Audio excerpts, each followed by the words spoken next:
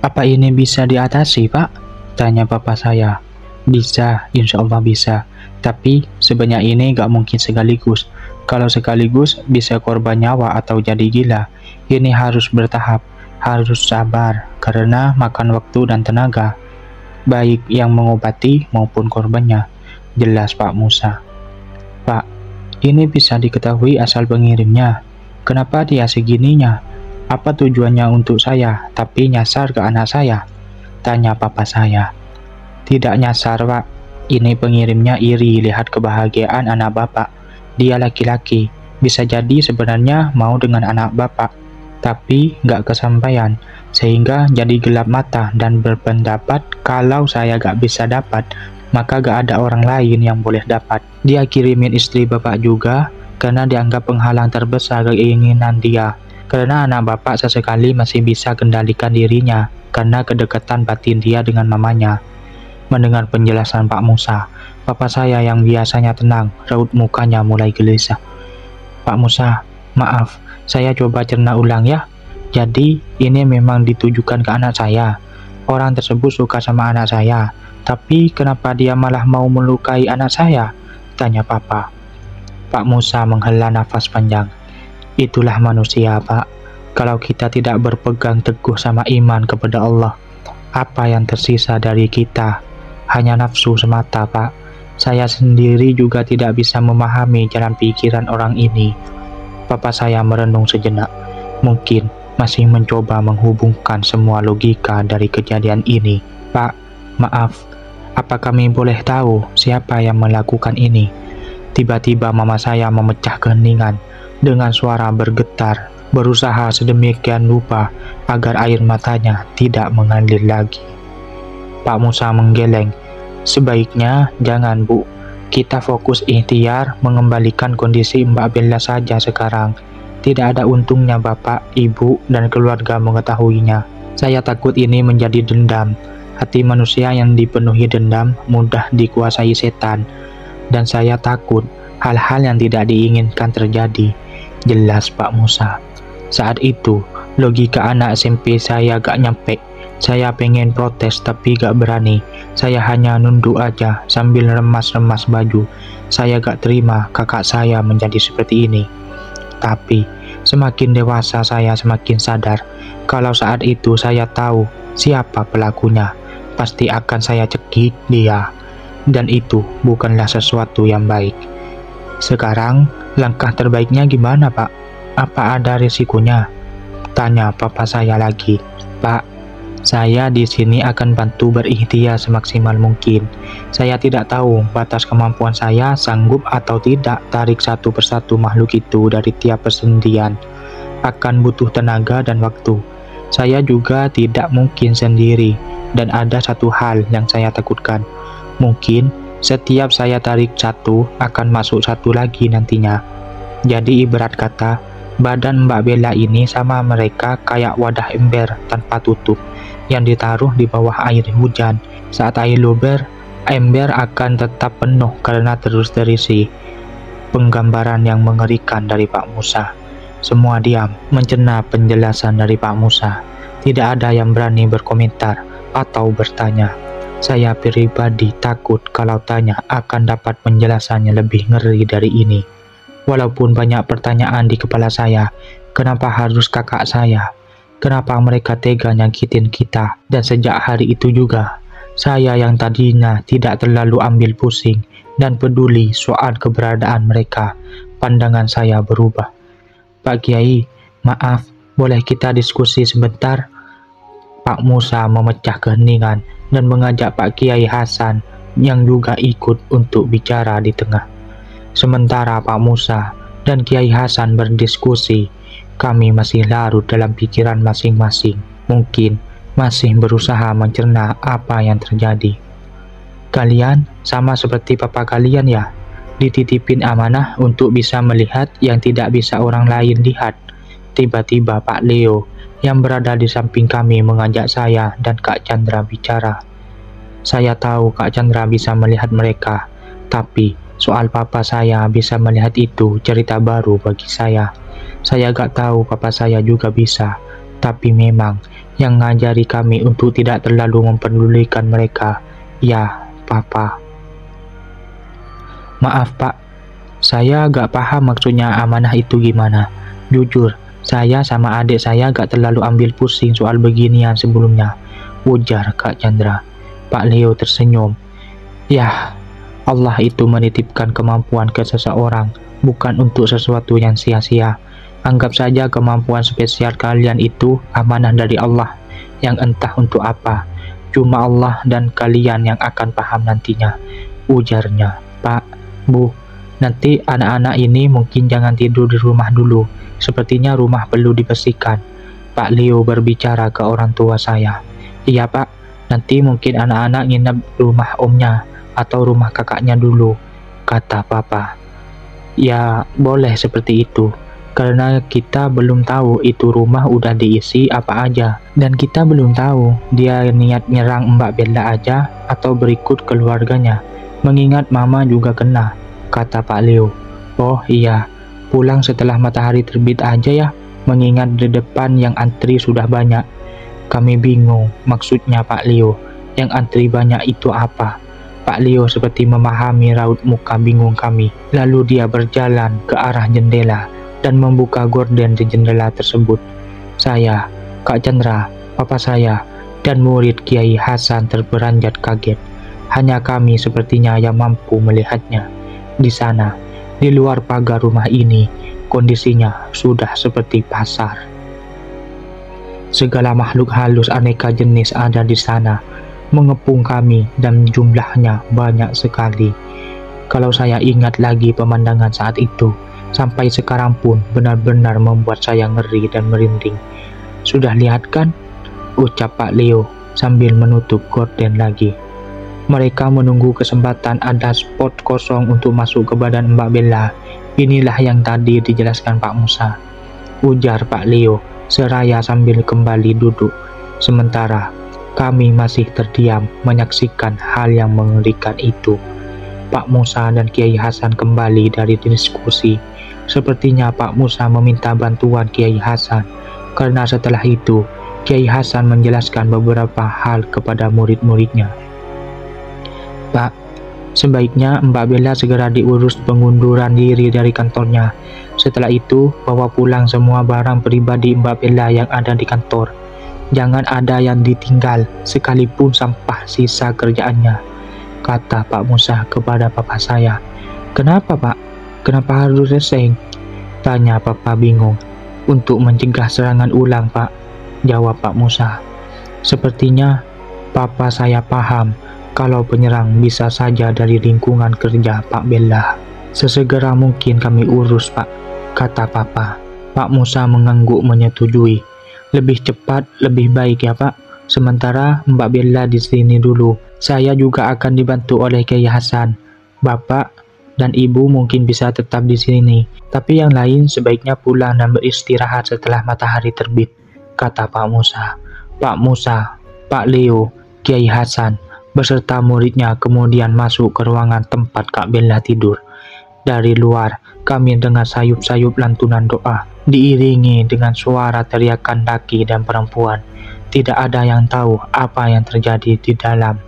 Kami hanya bisa menerka dan berharap kebaikan bagi Kak Bella. Kamu ngantuk, Eva? Tanya Om Kurnia pada saya. Dikit, Om, jawab saya. Tiduran aja di ruangan tengah. Om Kurnia menunjuk sofa di ruang tengah yang ada bantal-bantalnya. Sebenarnya sofa dan bantal itu menggoda banget, karena sudah 2 malam tidur saya nggak benar-benar lelap. Apalagi orang tua saya dan Kak Chandra, sudah bisa dipastikan mereka pasti capek lahir dan batin. Tapi suara teriakan-teriakan dari dalam ruangan ditambah suara gemuruh berisik dari luar rumah itu bikin suasana super menyekam. Rasanya keinginan untuk tidur hilang entah kemana. Eva, tidur dulu sana, kata mama saya sambil tersenyum lembut ke arah saya. Lumayan masih ada waktu sebelum subuh, nanti dibangunkan, tambahnya. Tak kuasa menolak omongan mama saya mengangguk dan bangun dari duduk saya. Tapi tiba-tiba ada suara sesuatu menabrak dengan sangat kencang dari luar. Sepertinya tidak hanya saya, tapi kami semua mendengar, karena seisi ruangan nampak kaget. Bang Doni menyibak jendela untuk melihat apa yang terjadi. Takutnya ada kecelakaan atau apa. Tapi setelah melihat keluar, dia bingung. Gak ada apa-apa. Suara kencang apa itu tadi? Seketika hening lagi. Kami merasa semua sudah selesai. Sampai tiba-tiba suara kencang seperti tabrakan itu terdengar lagi. Kali ini Kak Chandra yang bangun untuk melihat keluar. Dan saya lihat ekspresi mukanya berubah ketakutan. "Kenapa Chandra?" kata papa saya saat melihat Kak Chandra yang menutup horden dengan muka pucat. Wajah Kak Chandra tidak bisa menyembunyikan ketakutannya. Bibirnya pucat dan keringat mulai mengalir di keningnya. Dengan bergetar, dia bilang, "Kalau begini, bagaimana cara kita bisa pulang, Pak?" "Kenapa emangnya?" Papa saya kembali bertanya. Tapi belum sempat Kak Chandra menjawab, suara kencang itu kembali terdengar. Papa saya bangun dan membuka jendela lebar-lebar sehingga saya bisa melihat apa yang terjadi di luar jendela. Dan seketika saya tahu kenapa Kak Chandra sampai berujar seperti itu. Di luar pagar, kerumunan makhluk halus sudah berkerumun lebih banyak dari yang tadi. Banyak sekali. Tapi kali ini mereka tidak diam menunggu seperti tadi. Mereka bergerak seperti berusaha masuk ke dalam. Tapi pada satu titik, di mana ketika mereka sampai di sana, mereka terpental. Dan mentalnya sosok-sosok itu menimbulkan suara kencang seperti ada yang menabrak sesuatu. Iya, itulah asal suara yang kami dengar dari tadi. Mereka terus mencoba masuk ke dalam rumah Pak Musa, tapi seperti ada tembok kasat mata yang memagari rumah ini. Papa saya buru-buru menutup gorden. Pemandangan yang dilihat sungguh gak enak. Semua terduduk diam, larut dalam pikiran masing-masing. Saat itu, kami tengah dikepung. Suara lantunan doa dan teriakan di kamar masih terdengar. Begitu juga suara benda menabrak tembok di luar rumah masih terdengar. Dan intensitasnya makin lama makin sering. Suasana murung dan mencekam, sampai akhirnya sayup-sayup terdengar suara azan subuh yang membuat hati kami lega. Sungguh baru kali itu saya merasakan nikmatnya subuh. Perubahan suasana yang tadinya mencekam pelan-pelan terasa ringan seiring dengan berkumandangnya lantunan suara azan. Seperti semua beban diangkat seketika. Entahlah, hanya sugesti atau memang ini keajaiban subuh. Suara-suara berisik di luar rumah juga tiba-tiba senyap. Tidak ada lagi suara dentuman tabrakan-tabrakan yang bikin hati was-was dan takut tadi. Kami bergantian sholat subuh dan tepat jam 6, Pak Musa, Pak Leo, Kiai Hasan, dan murid-muridnya keluar ruangan. Muka mereka jelas terlihat lelah. Kami semua harap-harap cemas menunggu Pak Musa buka suara, tapi tidak ada yang berani bertanya duluan. Kami tidak enak hati mengingat ekspresi muka beliau yang super lelah saat itu. Beliau minum air aqua yang ada di atas meja, mengusap wajahnya dan menghela nafas panjang.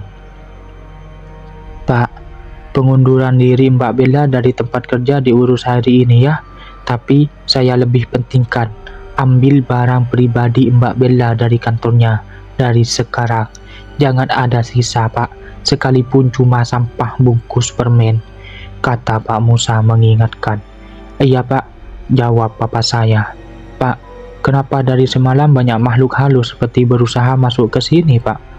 tanya Kak Chandra penasaran. "Iya itu, seperti yang saya bilang, orang ini membuat Mbak Bella itu seperti wadah yang mengundang buat mereka. Makhluk halus dari mana saja jadi tertarik.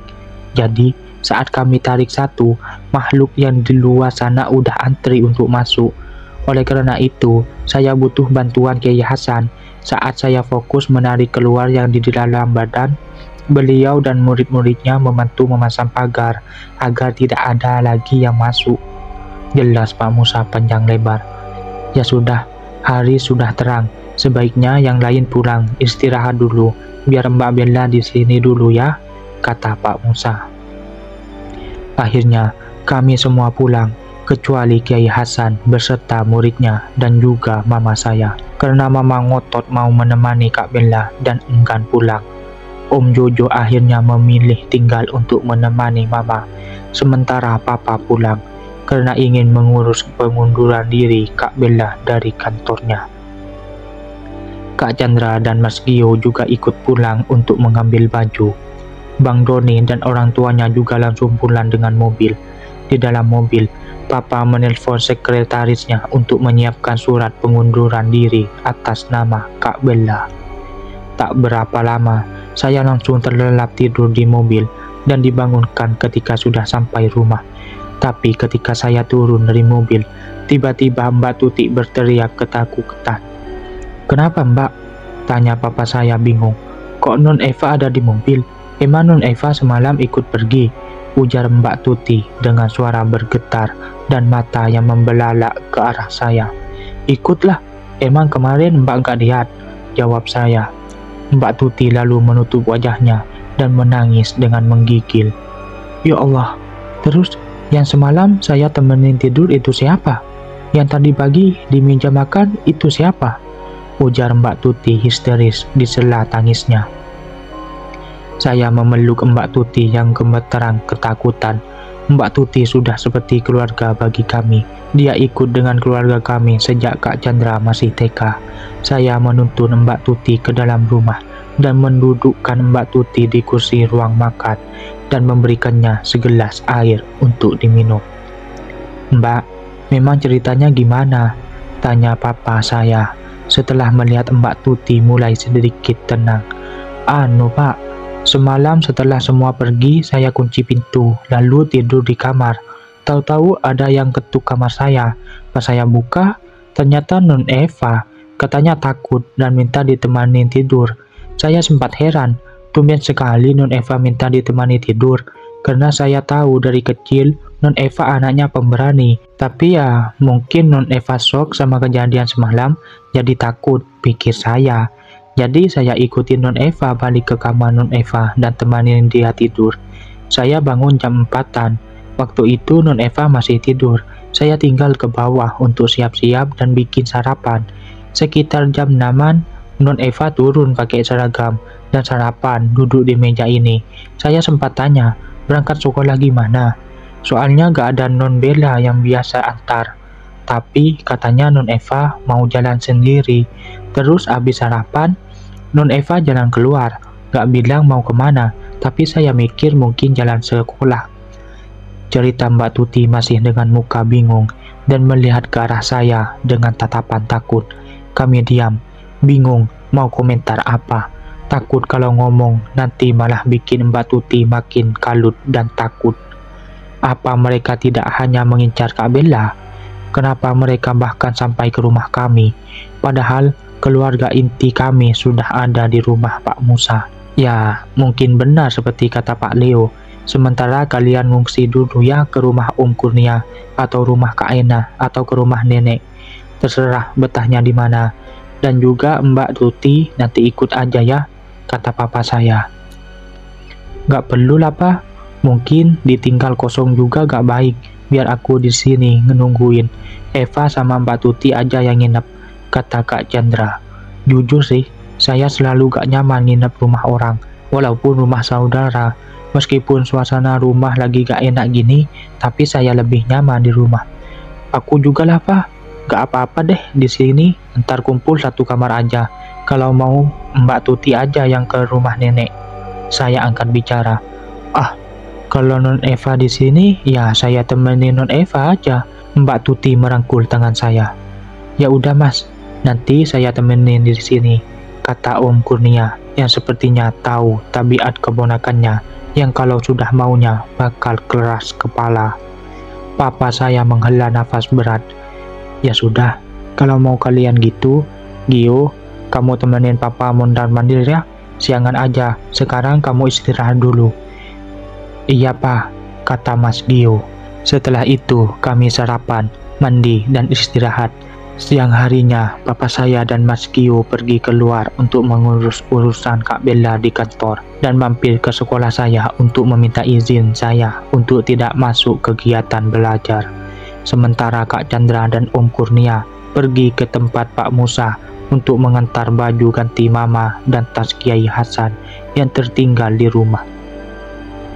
Siang itu saya hanya berdua dengan Mbak Tuti yang entah gimana dan kenapa jadi ngikutin terus kemana saya pergi. Jelang sore, Kak Chandra dan Om Kurnia belum kunjung kembali. Kalau Papa dan Mas Gio katanya langsung ke rumah Pak Musa setelah urusan semua selesai. Non, mumpung masih terang, saya nyetrika dulu ya non di belakang, kata Mbak Tuti yang saat itu menemani saya nonton TV. Oh, ya udah sana Mbak, lagian dari tadi ngikutin saya mulu sih, jawab saya sambil ketawa dan bercanda. Saya takut non Eva ketakutan, jadi saya temenin, kata Mbak Tuti ketawa. Ada juga Mbak Tuti yang ketakutan nih sebenarnya kan? Saya ngeledek Mbak Tuti. Enggak non, saya berani, kata Mbak Tuti melewek dan jalan ke arah ruang cuci setrika. Sepeninggalan Mbak Tuti, saya lanjut nonton TV dan tiba-tiba rasa kantuk menyerang. Rasanya mata berat sekali, gak kuasa tahan kantuk. Saya tertidur di sofa depan TV dan saya pun sadar keputusan untuk tetap di rumah berdua saja dengan Mbak Tuti ternyata jadi pilihan yang salah.